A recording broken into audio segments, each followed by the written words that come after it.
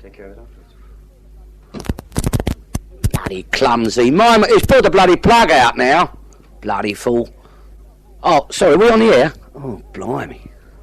Yeah, well, I want to wish you a Merry Christmas.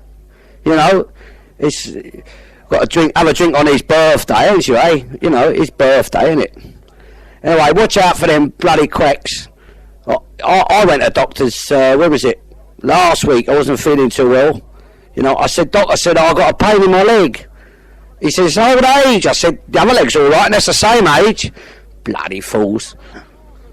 I said, what am I going to do? He said, limp. That's marvellous, isn't it? Bloody National Health Days. Anyway, I'll tell you, my bloody doctor, I went in there, I said to him, I said, Doc, I said, what about that bottle of pills you gave me last year to make me feel strong? He said, what about them? I said, I can't get the lid off. You see? Bloody doctors, I don't trust them. Anyway, I tell you, I went to hospital. It was about 2 years ago, I suppose, I was in there. And a bloke opposite me, see, he had operation. And I tried to cheer him up when he come round, and I said, welcome to Starlog 13, I said. He said, oh, I'm all right. He said, I said, all right. I said, blind. I said, they had the screens around you. I said, there's a bloody commotion every time you stop snoring. I said, are you been fitted for a new suit? He said, well, I said, well, I was measuring up for something this morning. Well, you got to cheer him up, haven't you? Bloody quacks. Anyway, I don't want to talk about them. I just wish you all a Merry Christmas, and I hope that most of you get out of there soon. Because if you don't, you're bloody will be poison. Bloody food days. The National Health. God, it's daft, isn't it? Anyway, by the time you hear this, I hope them bloody doctors will stop their strike. They want to take a bloody ruler to them and slap them behind the knee, some of them bloody doctors, that's what. Right.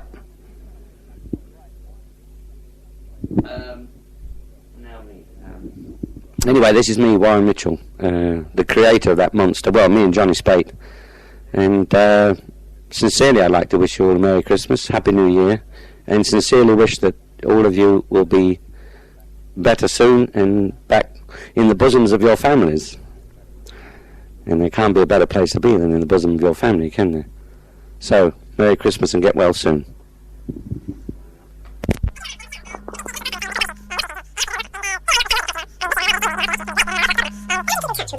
You must have the daily newspaper sent to you, do you? No, I'll wait till I get there.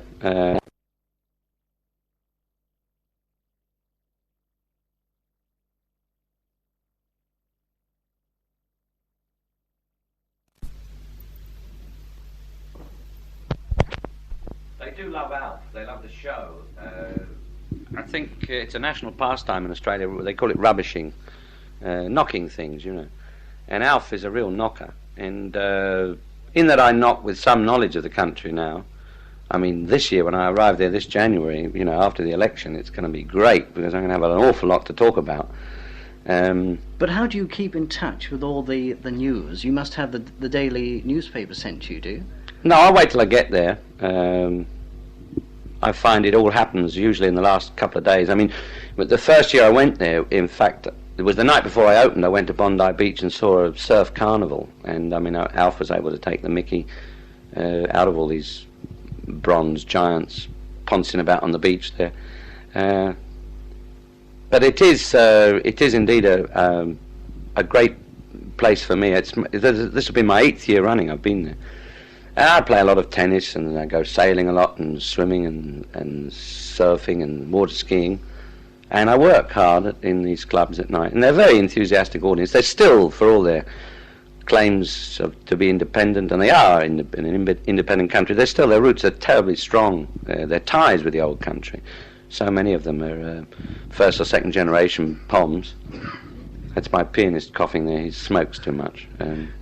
You mentioned sailing. Do you do any sailing when you're in this country? Yes. Along the south coast here? Yes. I was sailing in... I haven't got a boat at the moment. I chartered from Lymington twice this season. Had a little contessa with my family. We had lovely 10 days on that. And then I chartered a great big motor sailor, a sailor, recently. I had a marvellous week, just pottering about, nothing very ambitious. I used to race. I had a boat I used to keep at Gosport. And I used to race in the JOG, but I never did any. I'm no Ted Heath. I was last or second or third. Nice guys don't win races, you know. I hadn't realised that the moustache was real. Now this must be a No, tremendous... didn't realise. he was really looking closely. I must tell you, I know it is an extraordinary growth.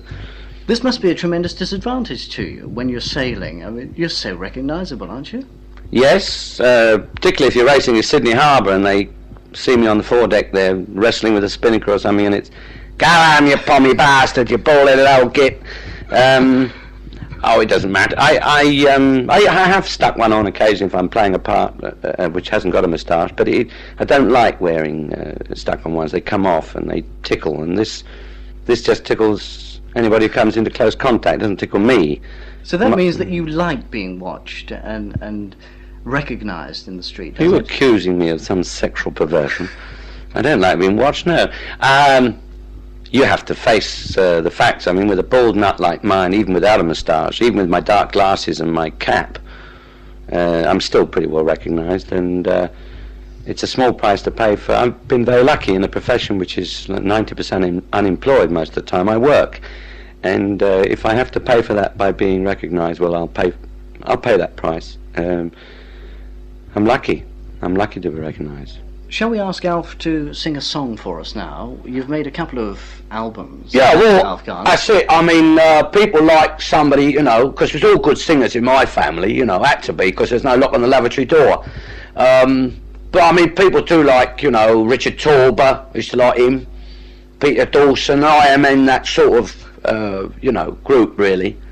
Don't like all that woo-ah stuff. It ain't got a melody to it, you know. So I try to put down some of these songs here. They've got a real melody to them, you know. Well, shall we have something from the music hall? Yeah, anything you like. You pick it out. Right, we'll play it then. Right. Warren, if Alf Garnett had been around in the days of the music hall, if we could perhaps go back, 50 years, do you think you would have been as popular in the character?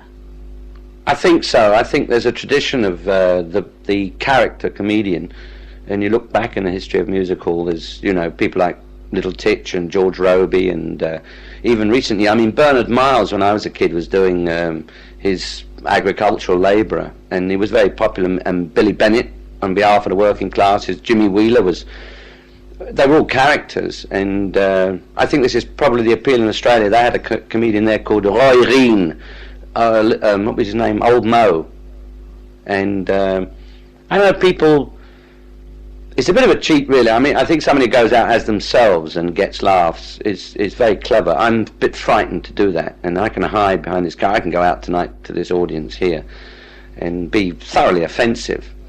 At the end I can claim it wasn't me, you know, it was Alf.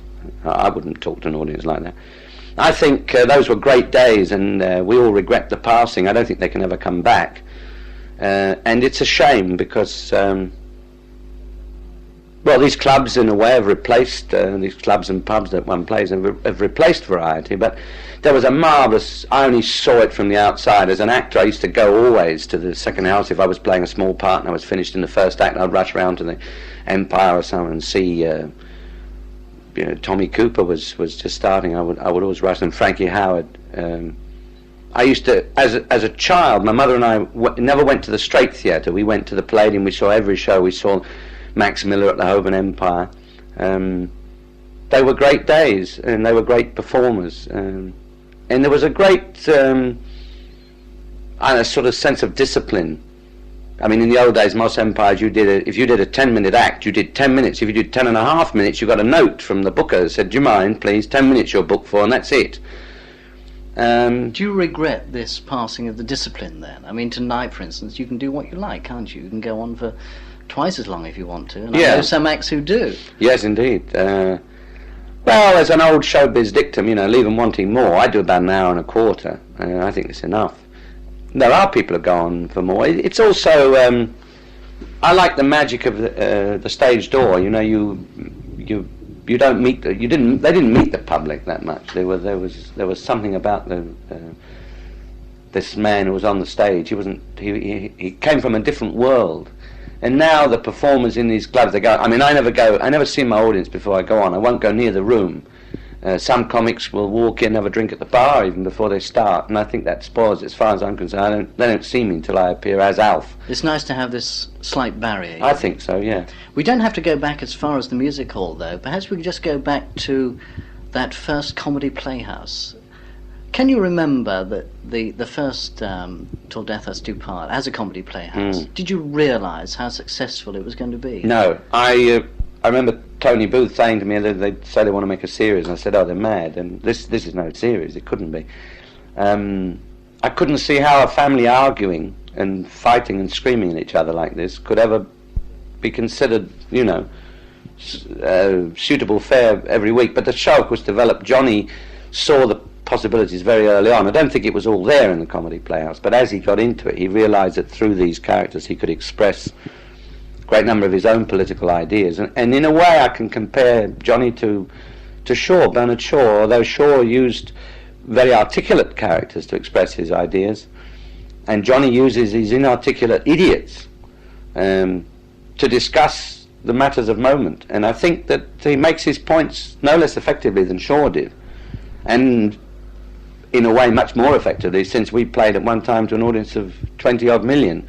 And I shouldn't think there's 20 odd million people in this country who've even seen a play by Bernard Shaw. So, do I assume that you worry about your moral problems? What am I trying to say? The message. Are you perhaps worrying about your moral responsibilities to the public? I don't worry, because I know Johnny to be a writer of great integrity. He's never yet stooped to a joke for a joke's sake, and yet he succeeds in making people laugh inordinately.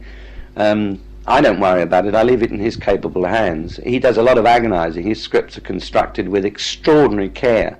Every word is thought out, and we try and do him justice by learning those words exactly as he writes them, or if we don't like them we ask him to change them. But he doesn't worry about it either. He is a product of that environment that Alf comes from. He came from Canning Town, and he knows the problems of living in an area like that. He writes from personal observation, personal knowledge, but also with a great inventive mind, a wit. No, we don't worry about it. How well do you know Alf Garnett? Pretty well now. You see, when you do a play runs 2 hours, and how much can a playwright get into 2 hours about a character? Well, we've been on for, I think we've done about, so we've done 8 series now of about 7. We've done about 50, 60 shows. That's 25 hours at least of Till Death. And in that time, Johnny's been able to explore Alf's hypochondria, his cowardice, his jingoism, his patriotism, his racialism, his... I'm running out of... But anyway... well, let's take the patriotism, because that is one you developed in one of the LPs you did, the war songs. This is something which is very close to Alf's heart, isn't it? Yeah, well, he, like many idiots, regrets the days of the war. You know, they were the greatest days of his life, because he didn't do anything. I mean, he talks about, you know, I tried to get to the front, and I was reserved occupation. We all was here in the docks, but I tried to get there, but they said no. Winnie himself said, no, Mr. Garnett, you're too valuable back here. But they were great days as far as Alf was, and great days of Britain, you know, beating, you know, won every bloody war we've been in, haven't we? Can't win the bloody peace, that's the trouble. Fine, that's where we'll put that on.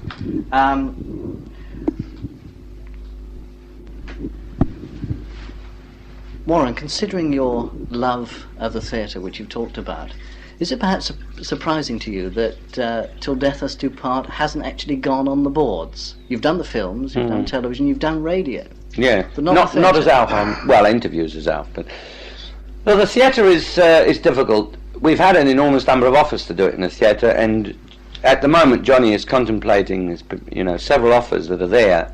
One of the biggest projects would be a musical, a big Cockney musical, which of course would be a marvellous way to use this family. And there's been talk of plays and talk of another film, a TV series in Australia. It is such a marvellous character, and the setting is so marvellous. I just think that there's complications. You've got a lot of people to tie down. As far as I'm concerned, I enjoy doing other parts as well. And so to tie myself up for a whole year doing Alf is difficult. I mean, I've just done a play for today for the Beeb. Was that Moss? Yeah. Which we saw, of course. Yeah. And you know, that was marvellous to get away from Alf. Not that I'll ever stop playing Alf. At one time I got fed up with it and said never again. But that was after the great, you know, it got very wearing at first because you were rung up every hour of the night and day for Alf's quote on this and Alf's quote on that. I used to say, ring the bloody author, don't ring me. But now I realise that it's perverse to say I'm not going to do it anymore when you get something which is so acceptable, so successful with the public, over such a wide range of intellects too. I mean, it's loved by everybody. It would be perverse of me to stop it. I'll only stop doing it if Johnny stops writing it, or if the British public says they don't want to see it anymore. Before Alf came along, you were already in the theatre, and I think one of your earlier productions was The Threepenny Opera. That's right, yeah. It was a fantastic production Sam Wanamaker did. I played a small part. It was named Crookfinger Jake, one of Macheath's gang. Let's have a listen to that theme again, shall we? It's, yeah. It must bring back lots of memories for Yes, you. Mac yeah. the Knife. Who's singing? Bobby Darin, of course. Ah. May I just put one more tape on and we'll Please, just do a that's all. conclusion? That's How are we doing for time? Okay. Yes. Dennis Main. That's Bobby Darin with Mac the Knife. Warren, when people see you out in the street as Warren Mitchell, they must be rather surprised when you're not shouting around like Alf. So how do you sort of reconcile this? How do you explain to them? Well, if I'm in a very pompous mood and they say, you know, like in Australia, say, "G'day, Alf, you know, how's a silly old mooer over here? Oh, Mr. Garney, you know, can we have your autograph, please?" I always point out my name is Mitchell, and they're very surprised. And I say, well, look, you wouldn't go up to Sir Laurence Olivier and call him Othello, would you, or Macbeth, or Hamlet? And they usually look at me with a blank stare, so I might as well save my breath to call me porridge. But in fact, I do. If I'm in that kind of mood, I explain to people it's just a part that I've played. Doesn't make any difference. They'll still call me Alf. It'll be on my tombstone. Well, I won't have a tombstone. Have you ever had a little bit of fun with the character, though, in the shops? Well, sometimes, I mean, people say, you know, if I travel on the tube quite often, I find it necessary. If you, as an actor, you really have to mix with people, otherwise where do you get your material from? And sometimes I get to, you know, people stare at me and they say, "You don't half look like that Alf Garnett." And there was one bloke said this, and I said, "Yeah, a lot of people say that." And he said, "I bet you wish you had his money," and that sort of thing. But it isn't fair to really tease. It's a tribute to the writer, and I suppose in a way a tribute to myself that people do think he's real. They did a survey actually, and we used this in the show last week as to who is real. You know, I mean, people really do think Alf Garnett exists, like they think that Sherlock Holmes was real and lived in Baker Street. And a lot of people thought that Lulu was not real.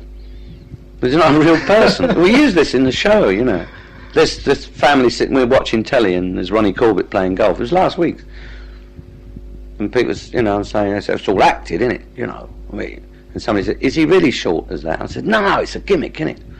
It's probably trick shoes or something. But people they find it quite often difficult to distinguish between the truth and between the real and the, I mean, soap operas, you know, Mrs. Dale's Diary, when they had the tragedy, a lot of people went into mourning for a long time. When Dandy Nichols left the show, you know, Johnny, as a writer, contemplated having Elf die, but the BBC said, "No, you can't. I mean, people will really think Dandy Nichols is dead." Were you sorry to see her leave the Oh, very series? much so. Yes, she's a great actress, but she'd had enough and she wanted out, and. It's every artist's right to say, no, I don't want to do it anymore. I think she got a bit bored with doing so little. She didn't realise just how much she did by doing so little. I mean, nobody has ever scored quite so heavily. I mean, I'd do 3 pages of screaming ranting, and she'd say one line at the end of it and get the biggest laugh. And she didn't underestimate her own value in the show, and she wanted, you know, she wanted more to do, but there was no way in which she and Johnny had created this great pudding, this vacuous pudding, and there's no way you can start writing speeches for somebody whose brain is quite as slow as that, you know. What about mornings at rehearsal? Are these great fun, or is it hard work? Hard work, and we get pretty tense. We're all a very nervy lot. We care. When Danny was in it, and now too with Alfie Bass and Pat Hayes, and we've had Pat Coombs in for 3 in this series. We're all pretty conscientious. I think we all realise we've got a script which is near to gold dust, and Dennis Main Wilson referees the fights that go on. You know, there's a lot of passion, a lot of heat generated, and I think it shows in the show that, you know, we do work on it desperately hard. We work for 6 days flat out on each episode, and really, when I can, so the BBC are ridiculous, if you don't mind me saying so, on the BBC, but they are in the difference they in their minds between light entertainment and drama. That play I did, Moss, we rehearsed for 3.5 weeks. We filmed at our leisure for 3 days. We had, I think, 2.5 days in the studio, and we had ample time to do it justice. I had less to do in that play than I have to do in 4 days, is what I normally have to learn it in. And we go into the studio, and we virtually have half a day in the studio. But because Light Entertainment has always done it that way, because it used to be a comic came along with his act and stood up there, and there were a few dancing girls, that was enough to do it. But it isn't enough to do till death justice, in my opinion, and in Johnny's opinion. We need more time. But there you are, that's the Light Entertainment label that it has. And not only we have to do it, we have an audience in while we're doing it, so you can't even make mistakes in private, you're making them in public. You know, if we do anything wrong, we have to retake it. You have the shame of being watched by 500 people all clamouring for tickets for the show. What about Alf Garnett? What does he think about the BBC? I'll never watch. No, I mean, it's free on the other side, isn't it? So I don't pay for licence, but then I don't watch the BBC, so I don't have to pay for licence, because the other side is free, you see. I prefer the weather. I get much better weather on the ITA, always, than the BBC. And they put on that filth, don't they? Bloody filth on the BBC. I love it. Seen a lot of filth on there. That's when they had all them African dancers, all with the bare, you know, the bare chests. Well, I nearly turned it off, you know. No, I don't like the BBC. So they kind of they sort of lecture, even a sports programme, you know, it's a difference. I mean, a lecture you done at the BBC, it's more chummy on a commercial. See, it's more for my sort of person, really. Because we could try to be chummy here, you know, Alf. You try? We try, yeah.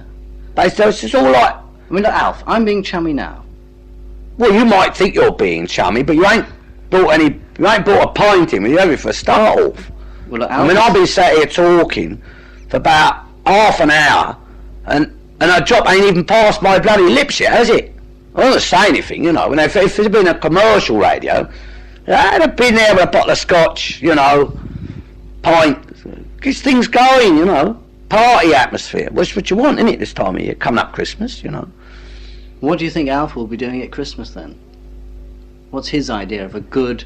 Well, you know, Christmas, you've got to have a drink with him on his birthday. I mean, it's his birthday, isn't it? You've got to have a drink.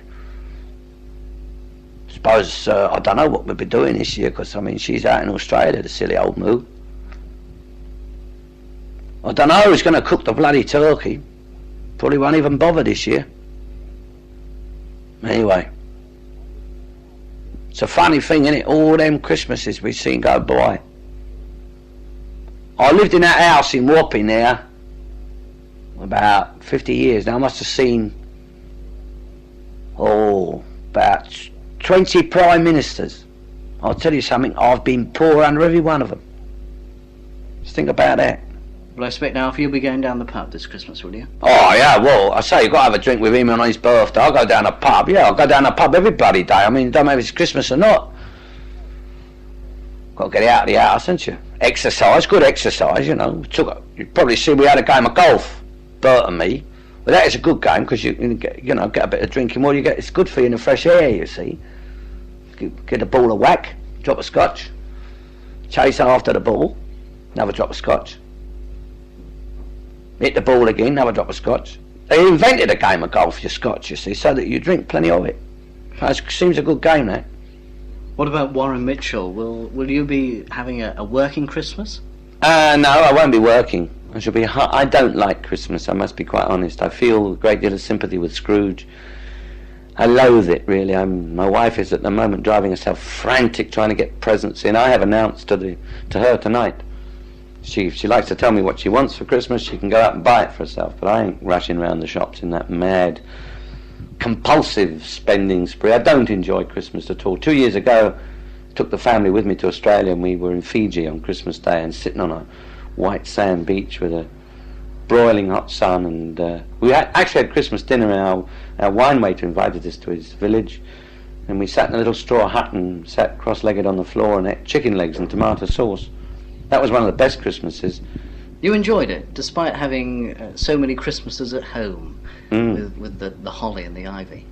Well, I don't. I mean, I've always felt I'm Jewish, and I always had this terrible feeling of being outside of it all as a kid, because in my home it was considered, you didn't really celebrate Christmas. There was a Jewish festival at that time, Hanukkah, but nevertheless, as a child, one felt terribly out of it, and I desperately wanted to be part of it. And I was chosen in a school play when I was about 7 or 8 years old in Christmas Carol, and then my grandmother, who was very Orthodox Jewish, forbade me to take part because there was a Christmas pudding which was not kosher because it contained suet, and suet is meat, and meat is, if it's not kosher, is not allowed. I was heartbroken. And it always seemed, as a kid, gentle Jesus, meek and mild, it always seemed a lovely notion, and I could never understand why I couldn't take part in all this carol singing and festivities.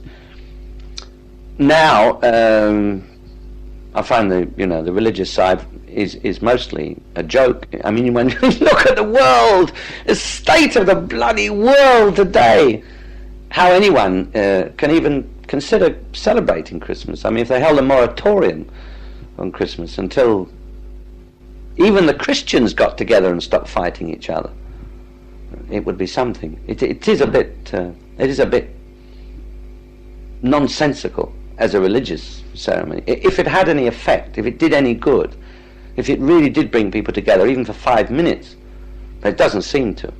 All right, they'll have a truce. They used to have in the trenches in the First World War, so they were reputed to have played football on Christmas Day, the Germans and the English soldiers, and they were shooting each other the next day. I don't know. And for a lot of people, Chrysler car workers and other poor people, it's going to be a bloody awful Christmas this year. And for Alf, he's been made redundant. He's no prospects for the future. Well, let's hope 1976 will... Yeah, that was a pretty miserable way to finish an interview. Plenty of work. Literally, Alf can go on forever, can't he? I would imagine, yes. I shall be able to play him without any makeup, I suppose, one day. He can go on a long time yet, certainly. He's got a lot... Johnny has got a lot to say. He's at the moment sitting in a health farm somewhere and starving himself, and I'm sure that the time he's got on his hands, there'll be ideas generated. And in the meantime, you hope to be playing a few of these one-off plays. Oh yes, different characters. Very much so. It's a necessity for me as an actor, and I say most of the year, a lot of the year is spent doing Alf. But if I can do 2 or 3 other parts as well, I'm happy. And if I can continue to feed my family, we're very lucky, you see, actors. I mean, I used to do it as an amateur. I did it for nothing. And I suppose I would do it for nothing again if I had to. If you're a show-off, if you are by nature, if you want to be a performer, you're a performer, that's it. And I've been terribly lucky to be able to earn a living at it. An awful lot of the profession don't earn a living at it. They're going to have a pretty thin Christmas too. There's nothing one can do about it. All the screaming that one political faction or another in the acting profession will never overcome the fact that it's an overcrowded profession, unless you're going to start directing people and say, right, only 500 people are allowed to join the theatre this year, and that's rubbish as far as I'm concerned. But it's, we who do work are not unconscious of the fact that we're lucky. And you'll be working tonight. Let's have the details once again. The performance is at the High Post Hotel. Correct. On the Amesbury Road outside Salisbury. That's where I will be.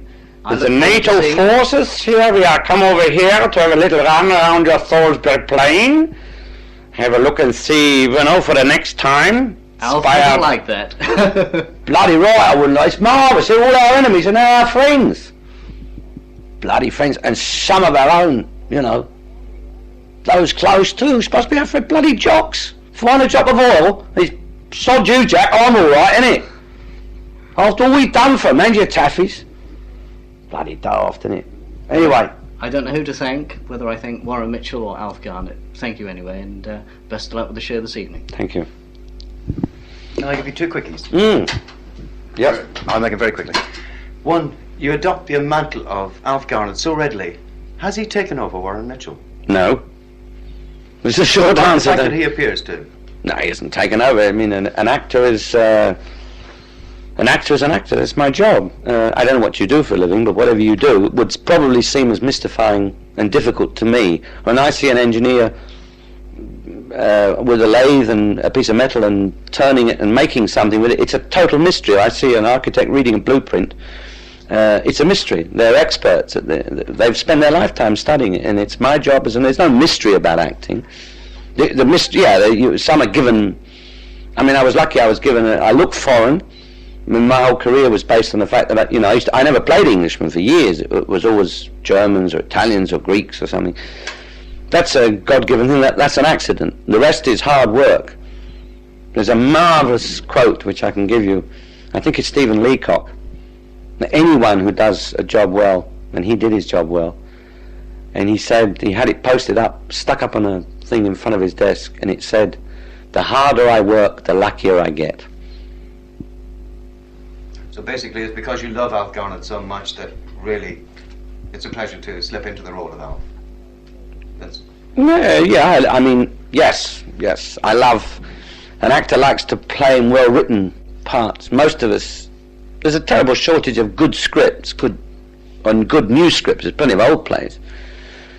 And quite often on television or films today, one has to perform in not terribly good material. You have to fill in all the bits that are missing.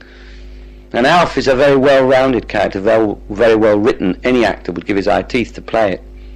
So yes, I'm lucky, and I enjoy it. Is there anything specific you would like to do now? Yes, get my makeup on because I won't go on the bloody stage. Now get out of here! All right.